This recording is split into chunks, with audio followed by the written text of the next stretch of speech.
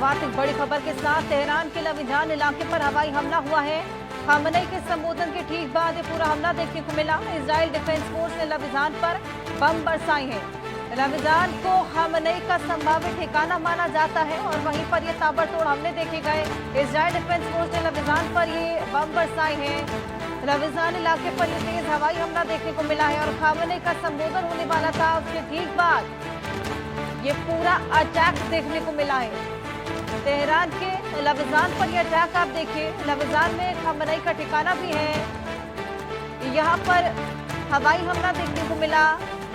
Khamenei संबोधन करते हैं और उसके ठीक बाद ये हमला। लगातार जिस तरीके से चेतावनी दी जा रही थी कि खामनेई को अब बख्शा नहीं जाएगा।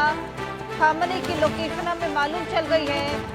खामनेई को खत्म कर दिया जाएगा और इसी कड़ी में आप देखिए संबोधन होता है खामनेई का और उसके ठीक बाद ये टारगेट किया जाता है। मेहंदी गर्ग हमारी सहयोगी हमारे साथ जुड़ गई है। मेहंदी, खामनेई को पहले भी चेताया गया है और बताया गया है कि हमें आपकी लोकेशन मालूम है और कुछ ऐसा ही हुआ। संबोधन के ठीक बाद ये पूरा हमला, यानी कि कहीं ना कहीं खामनेई को टारगेट करने की पूरी कोशिश है।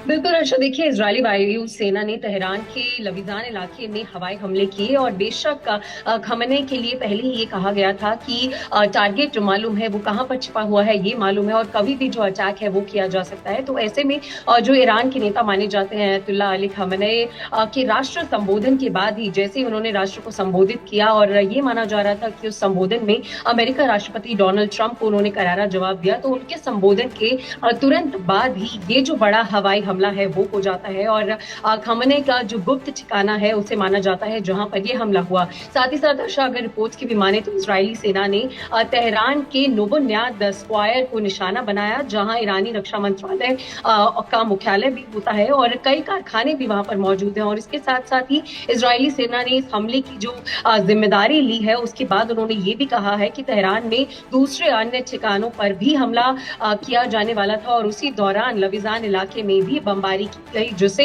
खामनेई का एक बड़ा हॉटस्पॉट माना जाता है, टारगेट माना जाता है, जो कि इजरायली सेना का टारगेट भी था। और साथ ही साथ इजरायली सेना का ये भी कहना है कि सार्वजनिक सुरक्षा और दिशा निर्देश में स्कूलों को बंद करने और दूसरे जो प्रतिबंध है उनको अनिवार्य किया गया है। फिलहाल इजरायली जी बिल्कुल मेहंदी, मैं आपके पास आऊंगी। एक और बड़ा अपडेट दे दें। इजराइल का ईरानी सैन्य ठिकानों पर हमला देखने को मिला है। ईरान के 20 से ज्यादा सैन्य ठिकानों पर अटैक।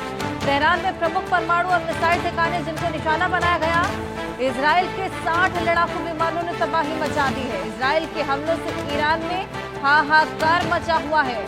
बढ़ चढ़ के पूरा सपोर्ट यहाँ पर ट्रंप इजराइल का करते हुए नजर आ रहे हैं। ईरान वही जिसने रणनीति के तहत तमाम मुस्लिम कंट्रीज से मदद मांगी है और अब यहाँ पर लगातार ये अटैक प्रमुख परमाणु और मिसाइल ठिकाने जिनको निशाना बनाया जा रहा है। इससे पहले भी हमने देखा न्यूक्लियर प्लांट्स को लगातार निशाना बनाने की तमाम कोशिशें की गई थी। खासा नुकसान यहाँ पर ईरान और इजराइल एक दूसरे को पहुंचाने की कोशिश कर रहे हैं। मेहंदी, परमाणु ऐसे तमाम ठिकाने जिनको यहाँ पर निशाना बनाया जा रहा है, अगर परमाणु लीकेज देखने को मिलता है तो उसका असर कहाँ तक पहुंचेगा? बिल्कुल अर्षा, देखिए जिस तरीके से फिलहाल हवाई हमले किए जा रहे हैं और परमाणु जो है उस तरीके से हमले किए जा रहे हैं, मिसाइल ठिकानों पर दागी जा रही है, तो अगर परमाणु बम हमले की बात की जाए तो इसका जो असर है वो बेशक पहले के अगर मुताबिक माना जाए और हिस्ट्री को भी देखा जाए तो बहुत एक लंबा असर रहता है और सिर्फ प्रेजेंट ही नहीं फ्यूचर में आने वाली जो नई कह सकते हैं नई पीढ़ी होती है तब तक भी वो असर देखने को मिलता है। तो अगर इस तरीके का जो हमला है वो हो जाता है, अगर परमाणु बम हमला किया जाता है और बड़े पैमाने पर किया जाता है तो बेशक कई सालों तक इसका जो असर है वो पूरे इलाके में नजर आएगा, क्योंकि फिलहाल जो तेहरान में प्रमुख परमाणु और मिसाइल जो हमले हैं उनकी तैयारी की जा रही है। इजराइल के 60 लड़ाकू जो हैं वो लगातार तैयारी कर रहे हैं और इस हमले से जो कि इजराइल लगातार दाग रहा है उससे ईरान में फिलहाल हाहाकार भी मचा हुआ है, क्योंकि 20 से ज्यादा ठिकानों पर ये जो हमले हैं वो किए गए हैं और कई मुख्य जो स्थान थे, कई जो मुख्य